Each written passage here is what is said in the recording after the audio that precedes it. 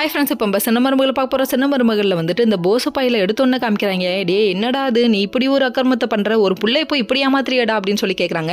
என்னம்மா நந்தினி, நீ இப்படி ஏமாறுற, படிச்சிருக்கே தவிர மூளை இருக்கா உனக்கு, எத்தனை தையல் போட்டாங்கன்னு கேட்க 8 தையலுன்னொன்னே இவர் ஏமாந்துட்டாங்களாமா. ஏமா 8 தையலுக்கே ஏமாறுற, நீலாம் எப்படிமா இருப்ப, நீ முதல்ல மலரை விட்டுட்டு வா அப்படின்றாங்க. ஒரு பொண்ணோட வாழ்க்கையை கேட்க நீயே பிளான் பண்ணலாமா அப்படிங்கிற மாதிரி இருக்கு. சரி என்ன பண்ணுறது, மூளையெல்லாம் முட்டாளுங்கெல்லாம் இந்த உலகத்தில் இருக்க தானே செய்கிறாங்க, அதனால நம்பி ஏமாறுறாங்க. இன்னொரு பக்கம் பார்த்தீங்கன்னா போஸ் அப்பாடா நம்ம விரிச்ச வலையில் விழுந்துட்டான், மனசு நிம்மதியாக இருக்காரு. கண்ணா நீ என்ன வேணா நடக்கலாம், ஆனால் கடவுள் இங்கே ஒன்று எழுதியிருக்காருல, அது கண்டிப்பாக நடக்கும்பா அப்படிங்கிற மாதிரி இருக்கு. இதெல்லாம் ஒரு பக்கம். இன்னொரு பக்கம் நம்ம தாமரை ஒரு பக்கம் ஆறுமுகம் பிளாக்மெயில் பண்ணுறாங்கன்னு சொல்லிட்டு அமௌண்ட் கொடுக்கணும்னு பிளான் பண்ணுறாங்க. சரி நீ பிளான் பண்ணதெல்லாம் ஓகேம்மா, அடுத்தவங்க நாங்கள் ஆட்டை போடுறது தான் தப்புமா, ஆட்டை போடுற விஷயத்துக்காக பண்ணக்கூடாது, கூட்டாக ஒன்றா இருக்கிற குடும்பத்தில் இப்படி போய் ஆட்டையை போடலாமா அப்படிங்கிற மாதிரி இருக்குது. சரின்னு சொல்லிட்டு யார் ரூமில் கை வைக்க பார்க்குது, தமிழ் ரூமில் கை வைக்கலான்னு வந்து தேடிட்டு இருக்க. புக்கை பார்த்துருமோன்னு நம்ம பயந்தோம், கடைசியில் பார்த்தா புக்கை பார்க்கலங்க. அதுக்குள்ளே நம்ம தமிழ் வந்துட்டாங்க. வந்ததுக்கப்புறம் நம்ம சேதுவும் வந்துட்டார். செம்ம ரிவீட்டு மேலே ரிவீட்டு கொடுத்தாரு. நீ ஃபோனில் சார்ஜரே இல்லை, நீ ஏமாத்த பார்க்குறியான்னு கண்ணா பண்ணி திட்டுறாங்க.